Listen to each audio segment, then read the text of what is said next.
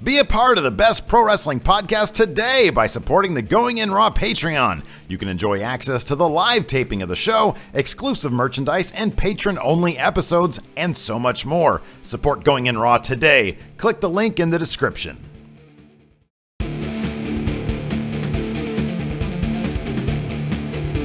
Hey, friendo, Steve here. And Larson. And welcome to Going In Raw. Dirt Sheet? This is not Dirt Sheet. This is Matt Chat. Someone had an idea of calling it Lock Up. Oh, I like that. I like that too. Lock Up. Welcome to the first episode of Going In Raw. Lock Up. Can you get new graphics for this to me tonight? Yes. Tentatively not. titled Going In Raw. Lock Up. Lock Up. All Matt right. Chat. I like it. Matt Chat. Anyways, this is the show where we debate the show formerly known as Dirt Sheet. That's on Mondays now. We do that live. That's all news.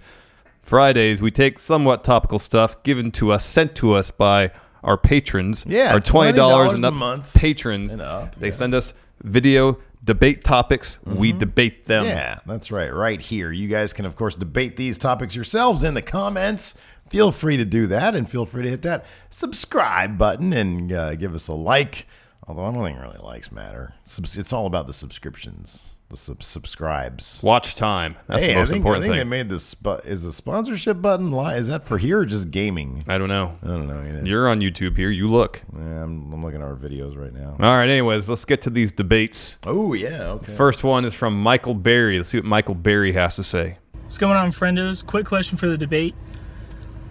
So, my question is, what promotion with endless amounts of money and endless TV deals could dethrone WWE? Each of you pick one and defend your answers. Thank you, Michael. Thank Berry. you. I'm going to go first here because I think I have the easiest case to make because this ahead. is easy. Go ahead. There is one promotion given unlimited resources who could arguably compete with the WWE, and that is New Japan Pro Wrestling. They have, without a doubt, the finest in-ring wrestling in the entire world right now.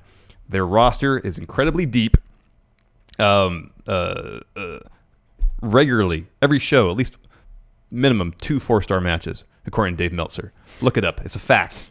Probably not. But I'm going to say it to bolster my argument. Good job. Best wrestling in the entire world, consistently on a major stage, is New Japan Pro Wrestling. They have huge stars. Kazuchika Okada, the Rainmaker, right here. You get Kenny Omega, Tetsuya Naito, Minoru Suzuki. Who am I missing? Michael Elgin. Zack Tanahashi. Sabre Jr. Takahashi, Zack Sabre Jr. If you want to, Bushi. if you're a player in Sanada. the independent wrestling scene, Los Ingobernables and de Japón. you really want to take things to the next level, you have 2 options. You have NXT or you have New Japan. And New Japan is the hottest thing in wrestling right now. Give them Vince McMahon type money. Huge worldwide phenomenon. Guaranteed. They're already making inroads in the States. We went to the 2 shows in Long Beach beginning of July. Both sellouts. Palpable buzz. People who love pro wrestling love New Japan once they see the product. That's all it takes. Give New Japan a decent TV deal here in the States, and they will blow up huge. Give them WWE-type resources, a worthy competitor to Vince McMahon. You counter that. Okay, it's fairly easy. Nobody here in the United States speaks Japanese. So there's a language barrier, a massive language barrier that you have to get over. You know who doesn't have a language barrier? Impact Wrestling, featuring world champion Eli Drake. Let me ask you something, Larson. What's been the biggest roadblock to Impact Wrestling making any headway over the past 15 years? We can do an entire count out about that We subject. can do several countouts, but number 1 on any list is money. They always have money problems. You know why Bobby Roode left? Money problems. You know why Eric Young left? Money problems. At one time, TNA was developing the hottest stars in the wrestling industry. Names like AJ Styles, Samoa Joe, Christopher Daniels, etc., etc. At one time, Impact Wrestling was doing really, really good things. Right now, they're not. But you know why? Because they don't have the money to do so. They lost the Hardys. Why? Because of money. What the question indicates is that we have unlimited resources to deal with. What's the only pro wrestling company in the country that has a TV production unit that is anything comparable to the WWE? Ring of Honor. Wrestling. Ring of Honor. You haven't seen much Ring of Honor TV, dude. They really don't. It's Impact Wrestling. And look, here's the thing. This is obviously Fantasyland, and by and large, I'm kind of arguing this as a joke. But if the idea is you have unlimited resources, Impact Wrestling is the only company that has a foothold in the... And granted, that foothold is... Tenuous. Mighty tenuous. But it still exists. Like them or not, they've been around for 15 years, and somehow they're still around. If they all of a sudden got an injection of unlimited resources, then yeah, they could probably poach quite a few names from WWE, from New Japan, which, by the way, their X division does feature names like Trevor Lee, other people that I like. Well, up until recently, I had Low Key. I like Low Key. And their women's division is pretty decent. I think Impact Wrestling, given like Michael Berry is suggesting, unlimited resources. You think John Cena would turn down $50 million a year from Impact Wrestling? Yeah, I think he would. He probably would. But he might consider it from New Japan Pro Wrestling. No, they have the best wrestling. Wouldn't. That's the thing. No, he would. If he wouldn't accept from Impact, he wouldn't accept from New Japan, because John Cena doesn't really care about wrestling. He cares about growing the John Cena brand. Yes, and what better way to do that than to go overseas? Yeah. New continents. Here's the thing, Steve. You mentioned the heyday of Impact Wrestling, when they had AJ Styles, when they had Samoa Joe and Bobby Roode. Here's the thing. Even with all that talent, even with stars like Sting, Hogan attached to Impact, well, they couldn't do anything. They couldn't compete with WWE. They went head-to-head on Monday nights, got demolished. Okay, that was a really bad move. That was the thing also, is not only was it money problems, it was really bad business decisions. It was. Like bringing in Hulk Hogan. Yeah, it was awful. Terrible business. Like working with Vince Russo. Terrible idea. Terrible business decision. Relying too much on sort of the castaways, on the cast-offs. They were trying to WWE. essentially revive WCW circa 1998. That was a terrible idea. It was a terrible idea, but they tried, and that was their plan. Yeah, it was a bad idea, but even with that, even with some star power attached to their company, it failed miserably. Here's another thing. Yes, most Americans can't speak. Failed miserably? It's still in the air. No, going head-to-head with WWE failed miserably. They have a very lucrative revenue split deal with Pop TV. I'm sure it works wonders for them.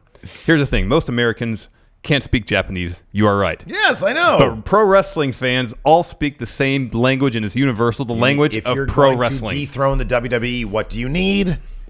Good wrestling. Casual fans. You need casual fans. Well, right now, the WWE doesn't have a whole lot of casual fans themselves. Well,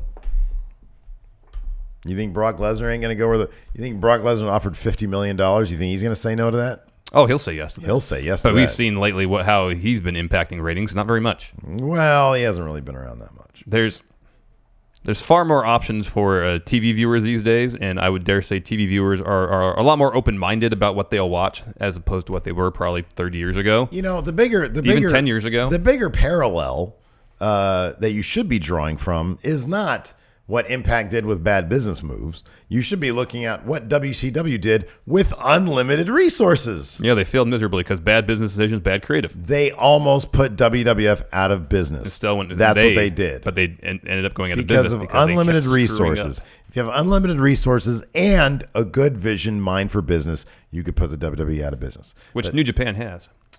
They have not put WWE out of business. No, but they have a good business plan. Spur growth. Dude, there's no way. Here's the thing. There's no way that a large enough audience. Like, I really hope it happens. But the bottom, they do have a language barrier issue that they're going to have to get New Japan has a better across. chance, an infinitely better chance than GFW, Impact, TNA ever will. If you get unlimited, now they do, yes. Because New Japan has very smart business people. Here's the thing. Even with unlimited resources, it still seems like no one knows what's going on with GFW, Impact. It's still run like a...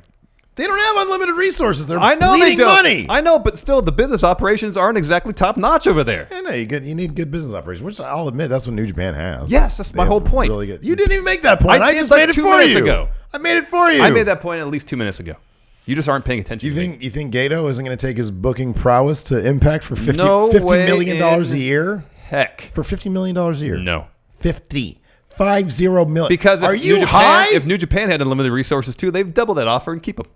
No, but dude, you don't. Both companies don't get unlimited resources. That wasn't the question, though. Well, only one company gets unlimited resources. I feel like New Japan has a better chance of getting unlimited resources because given the track record with the Impact, here's you know it's going to be a disaster. Nobody can have unlimited resources. Hey, let me ask you something. If you Dixie won, Carter's dad almost had unlimited resources. ask He had you a lot of money. if you had 600, if you won 600 million, I don't know. I'm saying 600. If you won $600 million in the lottery, Yeah. would you invest in a wrestling company? Not a chance in hell. Really? Nope. You wouldn't put just for fun. You wouldn't $1 million. You wouldn't start something. Well, $1 million won't get you very far. $10 million. No. That'd be fun. It would be fun. It would not be a good investment. No, it'd be a terrible investment. What do you care about investments? You're sitting on $500 million. I'm not just thinking about myself. I'm thinking about my children and my children's children.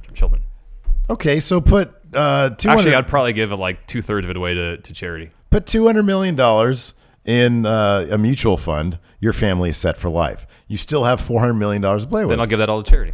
You're gonna have $400 million. Yeah. Well, can you give it to the W Steve W No. League? No. The fund? No. W Steve W fund? Really? No. What's our next question, Larson? Next question is from AO Worm. Let's see what he has to say. Hey guys, what's going on? AO Worm here. So, quick question, real quick. Yes or no? Do you think the WWE will start developing more characters like the Velveteen Dream to appeal to the open community, or more so the homosexual community as they were trying to do before? Or do you think that the Velveteen Dream is just a one-of-a-kind superstar that the WWE is going to just stick with for a couple of years and then slowly trickle into making more characters like him? Thank you. Thank you, Thank AO you. Worm. Yeah, interesting question. So the Velveteen Dream, from what I can gather, obviously this past week on NXT, there were some definite romantic undertones from the Velveteen Dream approaching Aleister Black. The audience noticeably gasped, and some people popped for when Velveteen Dream invaded Aleister Black's personal space, if you will. I thought it was a great moment. It was fantastic. It was fantastic. The Velveteen Dream is obviously dripping with sexuality. That's his gimmick. On Twitter, he has sort of indicated that he is above brand when it comes to the issue of sexual identity with sexual proclivities. That being said, there are obviously some sort of aspects to his character that would get people asking, is he a gay man? Is that what's going on here? Which is a great question to be asking. And I think that this character is very interesting. And I'm glad they got Patrick Clark to portray this character, because I think he seems like a guy who's got a massive amount of creativity with how he's portraying this character. So the question is from AO Worm, is WWE going to develop more characters like the Velveteen Dream? They indicated a year or two ago. Yeah, it was about a year ago. You talked about Stephanie McMahon announced that they were going to start incorporating more LGBT characters into their programming. Yes. Yeah. So is this the route WWE is going to take, Larson? What are you going to say about this? Yeah. Oh, I go first though, right? Yes. Okay, I'm going to go first. I'm going to say no. Not in that they're not going to develop more characters that perhaps could be homosexual or LGBT. I always have a problem with that, with saying that. I think that they can only go to that well so many times without risking stereotyping. Like if they came out straight up and said Velveteen Dream, if they made some press conference, if they did some press conference, this is our new gay character, the Velveteen Dream. You know what I mean? Like, I don't think they're going to, just because a character is a homosexual, that they're going to sexualize that character to the nth degree. So I don't think they're going to represent characters who happen to be that the way they are with Velveteen Dream. There's only so many things you can do with characters who are overly sexualized. I think it'd be great. You discovered that Sonya Deville is an openly... According to this, it's a Uproxx article from last year with the announcement from Stephanie McMahon about their plan. And it mentions, both Darren Young and Daria Baronato, who's now Sonya Deville, who are both openly gay performers in the WWE. I think it's much more likely that they would be signing individuals who, because most of the time these days when they sign somebody, I mean, Velveteen Dream is obviously sort of an exception to this. But when they sign somebody and they bring them up, like usually they're just sort of an extension of their actual personality. You know, guys like Roderick Strong or whatever. You know, they bring, you know, they sign him. And Roderick Strong just seems like Roderick Strong, and they do these little, you know, documentaries about him, like we saw. They did like a 2-parter where you see his family. I think it's much more likely that if they were to incorporate more gay characters into their storylines, it would be done like that. Like, you know, they would be some documentary type things done on them where they would, you know, talk about, oh, you know, this is my lover, my partner, or whatever, and it would just be so happen that it's a gay couple. You know, I could see that being. I think the guy who who got concussed from the Authors of Pain, Anthony Bowen, yes, he's openly bisexual. So if they were to go back and sign him, I could see them incorporating that into just who he is, as opposed to somebody with like the Velveteen Dream, who is just an overly sexual character. So I think that's the path that they would take when incorporating more characters that are openly gay or LGBT or whatever. I think we're going to take different routes getting the same point. Because okay, for the most part, yeah, you're correct. I so long as they can avoid, or they make a point of avoiding stereotypes and incorporate LGBT characters, incorporate that into their storyline, so it's not exploitative or stereotypical. Then absolutely they'll do more of it. Absolutely, I see no reason not to. Yeah, that's. I mean, like I said, we literally. I think in the end we're in a complete agreement that yeah they will do more. They will feature more LGBT characters in their programming. Yeah. I just don't see them doing it in the manner that they do. Like no. I mean, they're not going to do another Velveteen Dream, obviously, because every time they introduce a gay character, he's going to be like a super sexualized gay character. I don't see them doing that. So yeah, no, we're arguing the same point. Yeah, pretty much. I think this is the kind of thing that we both like really agree on, and it's really difficult to take a hard line, black or white, you know, yes or no tack to it. So yeah. Stevie Bradley has a question. Let's see what Stevie has to say. Hey, friendo, Stevie B here. Larson, I heard your plea for more video debate questions. So I'm going to go ahead and have one that's been, especially recently since SmackDown has really felt like a repeat the last 2 weeks. Do we need more pay-per-views, network specials? Because it seems like the last 2 weeks have just been retreads of the Jinder and Shinsuke, the Kevin Owen, the Baron Corbin, AJ just seems to be spinning their wheels until they get closer to Hell in a Cell. So do we need more pay-per-views to advance storyline so we're not spinning our wheels every week on SmackDown or Raw? Thanks, guys. Thank you, Stevie Bradley. Thank you, Stevie Bradley. Yeah, absolutely. Sure, why not? More pay-per-views, more network specials. They got Starrcade coming up. Put that on the network. We need more. You see what happens when there's too much time that lags between big pay-per-views. Storylines get boring. So give them something. Give them more things to drive towards. More network specials. More pay-per-views. It adds more, you know, the writers seem to be so stuck on this. Well, we have to drive towards pay-per-views in order to turn storylines left and right. So screw it. Every 2 weeks, do more stuff like the SmackDown in Vegas. Do like more themed episodes of SmackDown and Raw as well. I know that's not the question, but well, that's just not your perspective. Yeah, but yeah, add more pay-per-views. Sure, why not? It gives us more things to talk about here on the show. You go ahead. No, there shouldn't be more pay-per-views. There's already too many pay-per-views. There should be one pay-per-view a month. Not at all. Period. Not per brand, per month, period. Oh, wow. So every 2 months you get a pay-per-view? Except for the major four. Sitting on freaking 8 episodes of SmackDown? Yeah, but as you mentioned before, going through the motions? These special episodes of SmackDown or Raw during the months they don't have pay-per-views, make them spectacular, like the Sin City SmackDown. Make them special events, but not on the network, just on cable television. That's what you do. You don't have to have every story culminate at a pay-per-view. Sure you do. Not really. But they do. So have more. Not right now with their business model. When it was on pay-per-view, yeah, because people were shelling out $60 a pop. But now when network subscribers, you got 1.5 million people paying $10 a month, regardless of the quality of pay-per-view, because a lot of times the pay-per-views are garbage, and they don't really advance story on pay-per-view as often as they used to because there's so many of them. Yeah. Another aspect to consider, attendance now. Not that great. Yeah, pay-per-views bring in more people. Not if there's too many of them. Absolutely. Because people get tired of Well, you don't know that. of having 3 shows potentially, a pay-per-view, a Raw, and a SmackDown within a 100-mile radius of each other. that's people are going to get bored of the product. Oversaturation, major issue. There's already too much WWE product right now. Yeah. There's too much. There's for us, we have to watch a minimum of 7 hours of WWE product every week. It's all great.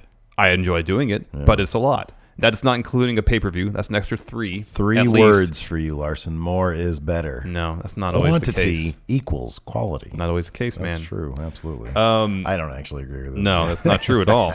we need. You know what? Here's my thing. I think we've said this before. In terms of network specials, airing house shows live, I would love to see that. And that was one of the options in the survey WWE Network just sent out was airing house shows, not necessarily specials or one-time special events, but just house shows. Seeing wrestlers be looser like they are at house shows. They're not so strict about conforming to their character. And it'd be nice to see that kind of stuff. That could drive attendance too, because you see how much fun those house shows can be. Exactly. But no, just having more pay-per-views to avoid redundancy is not the answer, because I can think of a number of pay-per-views where stories weren't really advanced.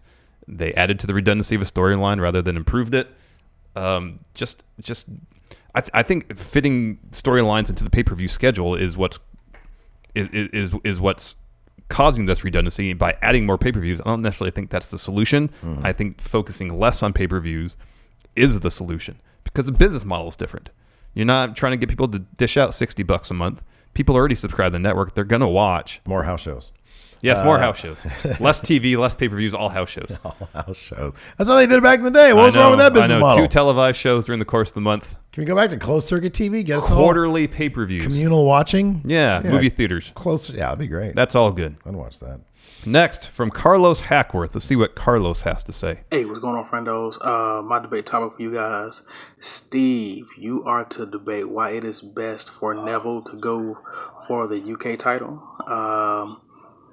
Come up with a story, kind of book it. And Larson, for you, booking why Pete Dunn should become the Cruiserweight champion, other than him being a Cruiserweight and other than Neville being, an actual UK guy. So, you guys are to debate which one is actually better, which one will be best for business. Thanks, friendos. Keep up the good work. Thank you, Carlos. Carlos. I like this when people give us the point of view we're supposed to argue for. I like it. Me too. I'll go first. Okay, go ahead. Since you went first last time, right? Yeah. Or did I? Doesn't matter. So Carlos wants to know, first of all, should Neville win the UK title, or should Pete Dunne be the Cruiserweight champion? And also, which would be better for business? Oh. This is easy. Okay. This is easy. Okay. Pete Dunne is Cruiserweight champion. That's better for business. 205 Live, consistently. Did you look up and see how much Pete Dunne weighs? I think he's 205. He is 205. Very good. So he qualifies. Okay. 205 Live has been struggling in the ratings. They get brief pops, sort of like when Enzo debuted, when Sasha was on that one time. It got a bit of a jump. But by and large, it's either in the lower half of the top 10 or out of the top 10 completely. Pete Dunne, in a very short amount of time, he's become a massive star in the WWE universe. Whenever he shows up at NXT, huge pop. Whenever he shows up at a TakeOver, huge pop. People like the Bruiserweight. Here's what you do. You send Pete Dunne to 205 Live. He destroys everybody. He wins the Cruiserweight title. Renames it the Bruiserweight title. Custom belt with this bear logo on it. Yeah. He rocks that thing for at least 2 years. Establishes it as adds prestige to that title. You're just describing what Neville's already done. Neville doesn't have a custom belt. He hasn't had it for 2 years. They're not going to let him do that. He's had it for damn near a year. No, he got the Royal Rumble. He's had it for about 8 months. That's a long time. It is a long time, but it's not 2 years, Steve. I would have said 5 months if I actually thought. I thought I was literally just lying out my teeth right No, there. he Man, wanted the it's Rumble. been 8 months. Oh Yeah. my gosh. Yeah. Well, I mean, he lost it to Tozawa for a day. 5 days. Yeah. But if you want to, Pete Dunne has star power. People love him. They love his work. Well, he's got star potential. He gets pops. No, he gets pops. He has star power. He's young. You can develop that entire property around him. He can carry that show for 2 years easily. Do it. Here's the problem with that. Bruiserweight. Here's the problem with that. There's no problem with that. You and I both love 205 Live, correct? Yeah. Yeah. What is 205 Live? It's a dumping ground. All Unfortunately. right? It is an afterthought. Vince McMahon does not care about that. Pete Dunne, huge star? Yeah. Massive star. Yeah. Right. Why would you want to do But that here's to the him? thing. Why would you do that to him? We were talking about a while ago about 205 Live, how to elevate it. And I've been saying for a while that I want more crossover between 205 Live and Raw. And you're saying, no, just elevate the prestige of the belt. So it's conceivable that at some point down the line, the Cruiserweight title could be defended in the main event of a pay-per-view. Yeah. Who better do that than Pete Dunne? Yeah, but Neville's already done what you're talking about. Listen, Not really. Not to the degree that I think Pete Dunne could. Neville needs to win the UK title. You know why? Because Neville has already cleared out the Cruiserweight division. That's why. He has nobody left to fight. He needs to vacate that damn thing. Move over to whatever they're doing. Back with the to UK NXT. I know. Look, man, I don't know if they have to establish a UK show or what they have to do, but have Neville start. Tell me you wouldn't want to see Neville versus Pete Dunne, Neville versus Wolfgang, Neville versus Trent Seven and Tyler Bate. That'd be fantastic. I want to see Neville carry both those titles. He goes to NXT, to fight the other UK guys. I think that'd be fantastic. Well, part of Carlos's question, though, too, is what would be best for business? Do you think Neville going to NXT to capture the UK title is necessarily best for business? Yeah, you know why? Because it elevates NXT. Because it's a guy who's established on main roster. It's a guy who has carried that Cruiserweight title, has established it, who's elevated it, and then he goes to NXT, thereby reestablishing NXT as another top brand. That's why. Because at that point, Neville will start transcending shit. That's why. Because Neville then can go up to main roster, come back down to NXT. He just has belts all over the place. Have him carry the tag titles with Jordan Devlin. I don't know. All right. I don't know who. But with Seth Rollins. It's hard not to think, though, if for anybody in the main roster to go to NXT, to think of it as a step down for them. No, I agree totally. And I'm only half arguing this properly. But I would love to see Neville take on the UK kids. I would love to see him win that UK title because I do think that there's an element of me that does believe it's like, man, he's really cleared out 205 Live. That's one thing 205 Live definitely needs, and they kind of did it with Enzo. They need to update their roster. Influx of talent. They need an influx of talent. Give me Pete Dunne, Bruiserweight champion. Pete Dunne needs to go straight to main. Well, yeah, he does. Well, that's 205 Live is main. It's not main. Because he can use that, hold that Bruiserweight title for 2 years. Stop calling it that. It's great. It'd be his custom belt. What is everybody else going to fight for in 205 Live? Mid-card belt. I don't know. Oh, yeah, there you go. The chance to lose to Pete Dunne. That's what they're fighting for. There you go. So after clearing out 205 Live for 2 years, holding that belt for 2 years, he just drops it and says, I'm on to other things. Up to the main roster he goes. Within time of 6 months, he's a Universal Champion. He's beating Brock Lesnar. Yeah, exactly. Yeah. Clean. Bitter end for Brock. I like it. Did Nigel McGuinness call Tyler Bates, Tyler Driver 97, a Tyler bomb? I didn't notice. He said, I'm pretty sure he said he was setting him up for a Tyler bomb. He better not change that name to Tyler Driver 97. That's the best name. Yeah, that's good. 97. And keep the 97 in it, too. Yeah, it's the year he was born. Hey, I would love to see, I like this question, though, because I would really love to see Neville fight some of the UK guys. Oh, yeah, that'd be great. I think it'd be a blast. We saw him show up at the UK tournament. He fought Tommy End. Yeah, exactly. And that was so much fun. I would love to see him do that. I mean, I don't know. I don't know what it's going to take for us to believe NXT as its own brand. You know? I mean, I know it is, but instead of everybody chomping a bit for people to get called up, like it's such a fun thing. And I would love if there's anybody on main roster or on, you know, I know you say 205 Live is main, it is. If there's anybody I'd like to see back down to NXT, Neville would be up there because Neville could take, like, you know, take on the UK guys. I think it'd be a lot of fun. Yeah, it could be. Yeah. Next question from how would you pronounce this again? I think it was Kagon of the West. Yeah. Let's see what Mr. of the West has to say. Well, hello there, friendos. My name is Kagan of the West. Because I am a rather shallow human being, I feel like I'm going to talk about aesthetics when it comes to this debate topic. I think I should preface by saying this. I'm going to piss you off, Steve, because my favorite color in the whole world is purple. And I think that 205 Live looks perfect the way it is. Obviously, the crowd and all, and some of the booking decisions and all that kind of stuff, that needs to change. And I wouldn't mind a little bit of orange added into it for good measure. But I think 205 Live, aesthetically, looks fine. Not a big fan of that little video game character that I have, but whatever. But my debate topic is one of you has to defend the way that 205 looks now, and the other one has to explain why they need to change it, and obviously both sides need to explain their opinion. Anyway, have a good one. Thank you, Mr. of the West. Thank you very much. So, Steve, you've been pretty vocal about your dislike for the aesthetics of 205 Live. Kagan of the West has an awful taste. Awful taste. Purple is a horrible color. It's ugly. It's not royal. Burgundy is royal. Well, historically, purple is the royal color, Steve. Yeah, but burgundy is the shit when it comes to... Burgundy is sumptuous. Yeah. Especially in velvet. If I was a king, I would issue purple from the kingdom. Okay, you'd be breaking tradition. Full stop. No, a lot of them wear red, like dark red. Burgundy. Okay. Yeah, anyways. Change 205. Yeah, of course we change 205's light. I've said this before. Make it black and white. Make it black and white. Beautiful. Beautiful. Bioring. Yeah, of course, change it. It's so ugly right now. The whole video game character you love, he's horrible. No, he said he's video ugly. game character was no good. Oh, I thought he said he liked him. No, he said he didn't like him. Really? Yeah, I thought so. Oh. Maybe I'm wrong. Anyways, if you liked him, you're wrong. If you didn't like him, then we're on the same page. But yeah, change is black and white. This is the best color scheme, and nobody's using it right now.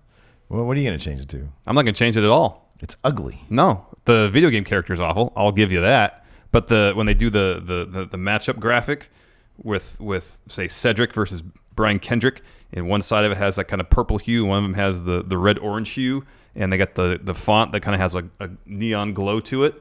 It looks great. Yeah, I don't hate that. You know what? You know what the aesthetic should be?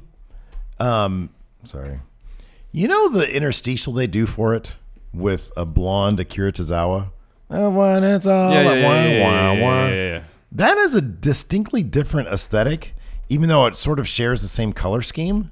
So I think the color scheme is fine. The video game wrestlers, too cartoonish. The logo's pretty mediocre. Yeah. But like when they have the Titantron up and they have the graphic for the show, if you look at the smaller Titantrons around, they got the purple fill, and then the stroke, the highlight is that kind of red orange, and it looks really good. Yeah. It's very striking. Yeah. It's a decent contrast. I don't like purple. I know you don't like purple. There's no really way around it. I don't have a problem with purple. Yeah, I think purple's fine. I think the ring design is too purple heavy. Get more orange in there. Here's what you do. You but know, black and white is not the way to go. It's going to make the show feel boring. My favorite design aesthetic is NXT. It's not just because it's yellow, but I'm a huge fan of yellow. Yeah, you like yellow a lot. But it has sort of a punk, gritty feel to it. Like that opening resistance, that stuff. Yeah. It's very gritty. You take that, you flip it to black and white, and you got your 205 Live. Make it feel underground. That's why it should be. Here's the thing.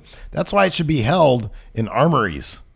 That's why it should be held. Well, you're not just changing the aesthetics of the show. You're changing the entire format of the show, and that's not the question. Yeah, because the main problem isn't the aesthetics. The main problem is the crowd. You need to put it in front of 400 people. Ideally. Although, the show this week, you had Drew Gulak getting the entire, or a good portion of the crowd doing Akira Tozawa's chant. I feel like the last few weeks, people have been getting slightly more into the show. Yeah, because Enzo's there. They need whatever it takes. Whatever it takes. No, I agree. I know. But people are getting into the matches. They're getting to the storylines a little bit. But I don't think they're ever going to be fever pitch.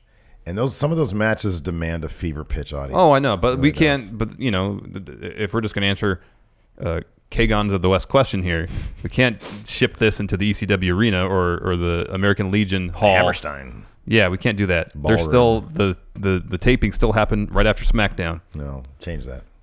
But that's not the question. Ratings will go up. Not the question. But anyways, if you change the aesthetic to strictly black and white in a large arena, it's going to be so dull. Mm-hmm. You need color. You need vibrance. No. You need vibrance, especially for that show when people kind of sit on their hands anyways. You need vibrant colors. Go back to just take NXT's old theme song, The Roar of the Crowd, Yeah. 205, Live is Great. There you go. There's your new theme song. No, that's terrible. 205, Awful. Live is Great. Awful. We like smaller men flying around. It is great. Perfect. No, it's bad. Comes for me. Terrible. And then, anyways, moving on. Vincent Palmieri, our old friendo Vincent Palmieri, is back with a question. Let's see what he says. So, debate topic is wrestling styles between hardcore wrestling and tag team wrestling, something we saw a combination of both in the Usos and the New Day on SmackDown. Which is better? Which do you prefer? Each of you take a side. Hardcore wrestling, tag team wrestling. Go. Thank you, Vincent. He says, what do you prefer, hardcore wrestling or tag team wrestling? Oh, tag team wrestling. You know why? Story. Hardcore wrestling is usually just all about hurting the other person, making them bleed everywhere. And most of the hardcore matches, for the most part, are largely devoid of story. And as such, you just get violence, bloodshed. Yes. Occasionally people, unfortunately, being set on fire. Why is that a bad thing? It's all bad because it gets boring real fast without something to get you invested emotionally in what's going on in the ring. Yeah, two guys are trying not to die. That's the ultimate form of storytelling. Not really. Who can survive this crap? But this... Why would they do this to each other? Hold on. Wait for your turn. Whereas tag team wrestling, there's story involved. Granted, WWE is typically who's going to get the hot tag? Let me finish. In WWE, yes, it's pretty formulaic in terms of how they tell their stories. Generally, where one of the face members of the face tag team will get isolated in the heel's corner, and they wait for the hot tag. Yes, but look at tag team wrestling in New Japan. Completely different story. They tend to wrestle, especially in their 6-man matches, under lucha libre rules. Well, it doesn't have to be a tag. If someone leaves the ring, another member of that team could enter the ring. It makes for more exciting matches, more some interesting storytelling options. And you don't get any of that typically in hardcore matches. You just sit there and pray that you don't see somebody die in front of you. And I've been in a situation in an XPW show where I thought someone was going to die in front of me. It was not fun. I did not get anything out of it. It was awful. It was a source of nightmares for me. Oh, yeah. I don't like that. I have a hard time like sitting through hardcore matches anymore these days because I can't handle the prospect of someone getting seriously injured or dying while watching these matches. Give me tag team wrestling any day of the week. Man, you know what? You need to sack up, be a man. Only, you know why you don't like why you don't like hardcore wrestling? You're not a real man, Larson. That's why. Real men like to see real men puncture each other, stab each other, shoot each other sometimes. Light bulbs going off, like inhaling all that. What do they call it? Fluorescent stuff. Fluorescent stuff. But it's not good for you. I was watching a Kevin Steen shoot interview from just before he went to the WWE, and he was saying that he wanted to be in a hardcore match with Zandig, and he was saying, the only thing I wouldn't do is those light bulb things. You know why? Because he's not a real man. That's why. Gosh. Real men like to inhale those light bulb fluorescent fumes, the powder stuff. Oh, it's great. I've seen some hardcore matches on internet where they would like put syringes into each other. I don't know what's inside of them. It's messed up. Give me hardcore wrestling. If you were there and saw someone got their cheek punctured by a syringe, you'd probably vomit. Exactly. Put me in there. Hardcore wrestling includes vomit. Look at Gigi Allen. That dude was the first hardcore wrestler there was. But he's also absolutely repugnant. He's also very dead right now. Yeah, tag team wrestling's boring though, man. It's just waiting for the hot tag. Not in New Japan though. Damn story every Japan, time. Not in Lucha Libre. It's exciting. There's stories being told. It's all about getting the hot tag. Just in WWE. Broaden your mind, man. Broaden my mind. Broaden your mind. There's more to tag team wrestling, just WWE style tag team wrestling. You tell me you didn't mark out when Kevin Owens and Kevin Steen headbutted Vince McMahon. That little blood comes trickling out. You're like, oh yeah, bloodlust. I'm not anti-hardcore. That. I'm not anti-aspects of hardcore wrestling. Who's the best wrestler of all time? Terry Funk, Bruiser Brody, Abdullah the Butcher. Ugh. That's what I'm talking about. XPW, I was there. I saw a man get lit on fire. I almost saw him die. You know what? I'm sad I didn't. I'm joking. That would have been terrifying. I still have nightmares about that. Yes, it's awful. I don't want to see that. Oh, it's terrible. Not anymore. But tag team wrestling's so boring. No, it's not. We were there to see Roppongi Vice take on the Young Bucks at it was the like G1. One of the best matches of the year. Yeah. Yeah. That wasn't tag team wrestling though. Yes, it was. Was it? The Elite versus Pentagon Jr., Flamita, and Phoenix at the PWG show we went to. Good job remembering all those names. Tag team wrestling, and it was awesome. Pentacero M. Yes. How do they do it? Seto M. It's zero fear. Cero miedo. Miedo. Mierda. No, that's something else. The Dookie. Yeah, that's Zero Poop. Sarah Hardcore Miedo. wrestling's terrible. Yeah. But tag team wrestling's boring. I'd rather have terrible over boring. No, it's not all tag. Like, how many of the New Day Uso matches? Oh, it's great It's wrestling. been great. It's been really good. Really good storytelling. I'd rather see somebody bleed a No. lot. Yeah. No. I was watching, I watched the other day? I watched the debut of the Age of the Fall. Where it was Was it Jimmy Jacobs, Yeah. Tyler Black, and Necro Butcher? Where they raised up one of the Jay Briscoe. Briscoe kids, and all the blood was just falling. Oh, it was great. Give I me mean, more of that. it's striking imagery, yes. Oh, it's brilliant. It was great.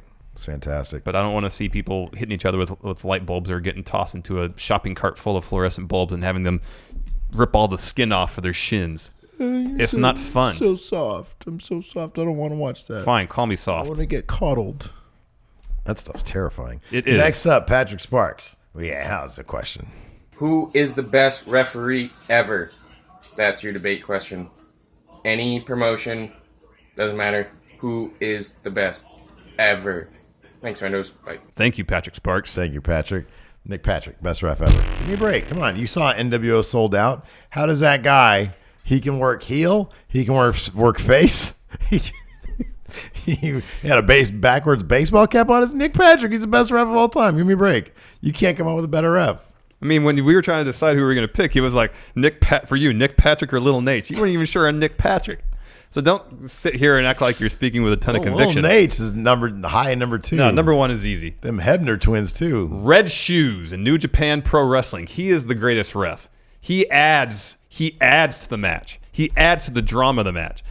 I can never get enough of this. When someone's in a position where both of them are down, and he'll start telling people to go pin each other. Yeah. That's great. That's adding urgency, intensity to the match. Yeah. It's great. Red Shoes is the best ref ever. You know, I think the level of energy he brings to matches is great. I think we're both wrong. You know the best ref ever was, right? Michael Hayes. Oh, no, he was the worst. He was the absolutely he was worst. the best. In terms of being an effective, impartial ref, awful. He wrestled shirtless, and he would regularly... No, he refereed shirtless and in acid wash jeans. And he would regularly attack Ric Flair. That's not being a good ref. That's being a bad ref. That was great. That was amazing. No, it's Nick Patrick. It's Red Shoes. Them Hebner kids, those weird twins. It's Little Nate. Mike Chioda. Yeah, he's okay. I think it's Chioda, by the way. Drake Younger in NXT. He's good. Danilo the ref. Yeah. He's good. It's Red Shoes, though. Red Shoes. Yeah, Red Shoes is pretty good. But give me Nick Patrick. Come on. He fought Earl Hebner. Oh, yeah. That was great. Over best ref. And even when he was heel ref, he seemed bored. Nah, he was into it. Remember they had that like camera like on Just keep pointing. Yeah, that's all I got to just do. Keep on doing that. No, Red Shoes brings so much to matches, man. He brings energy. He Let brings me ask urgency. this. Who's ever the best special guest ref? Shawn Michaels. Oh, Stone Cold. Shawn Because then Michaels. everybody gets stunners at the end. Doesn't matter who wins, you get a stunner. Shawn Michaels in Hell in the Cell between Triple H and Undertaker. That was the best performance by a guest ref That was good. I've ever seen. That was Because really he added a ton to the match.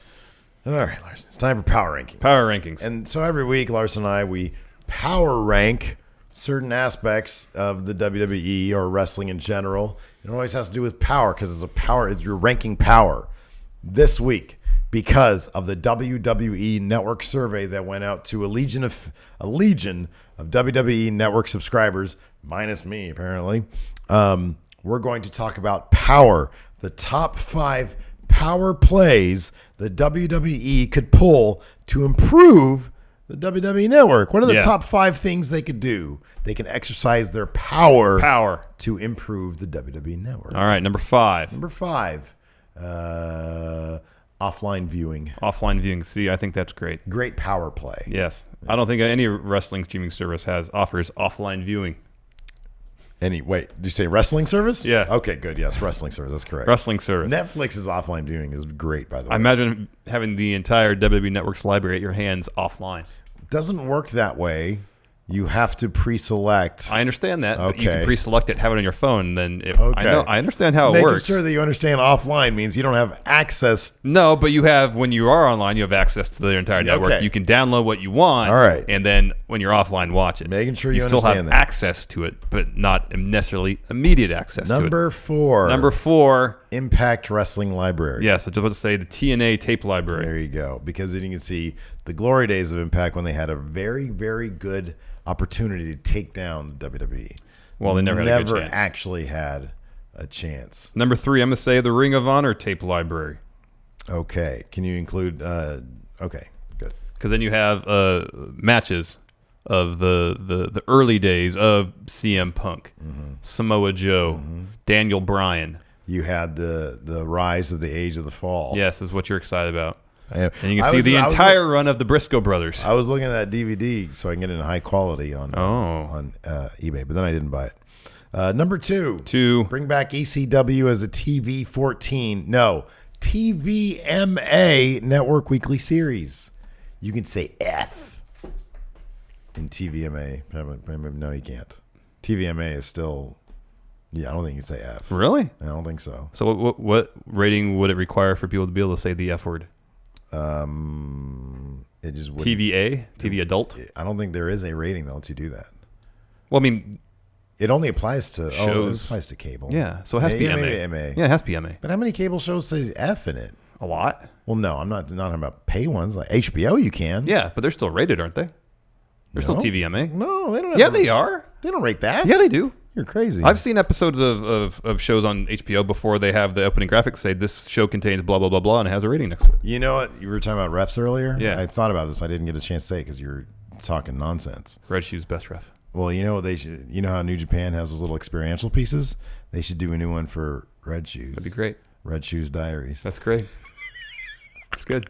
Anyways, number 2, bring back ECW's TVA. Yeah. So you can have nipples. There you go. That's and dingus. Okay. Man, talk about TVMA. You know a new James Franco show? The one on HBO? Yeah, the Deuce. There's literally erect penises in that. The very first shot is him walking down the streets of New York when it was all seedy and stuff. Yeah, yeah. And he walks by a phone booth, and there's a guy having oral done on him, and then she moves her head, and there's just like a nasty... Oh my goodness gracious! What is happening in the world? Number 1, I'm bringing this up strictly because it's mentioned in their survey. They're going to buy New Japan. New Japan Pro Wrestling. It's not even just buying their tape library. Buy New Japan Pro Wrestling. Because they said, I think in the survey, what do you want us to buy? New Japan Pro Wrestling? Well, then later on the survey. We're talking about hubris. After what you're interested in, it says, what dollar amount would you attach to these services if they were offered to you? So I think they're actually saying, okay, let's see how much money we can collect from our fans so we can buy New Japan. How many subscribers? So if everybody kicked in $100, if every subscriber kicked in $100, would that be enough to buy New Japan? That'd be $1.5 billion, wouldn't it? I think so, yeah. I don't know what. That'd be enough. Maybe. Should be enough. I don't know. You get it for half that. I Anyways, don't know. there you go. Power plays the WWE could do to improve the network. Buy New Japan Pro Wrestling. Number 1. Is obviously because number they're one. the only wrestling promotion in the world that can conceivably, with all the resources available to them, to compete with WWE. Yeah, that's true. It's the only organization that's possible that can happen. How much do you think they can buy Impact for? How much money you got in your wallet? How many Okada dollars? 2 Okada dollars. 200,000 Okada dollars. 200,000, yeah. Anyways, that's it. Let us know what you guys think in the comments. Till next time, we'll talk later. Bye.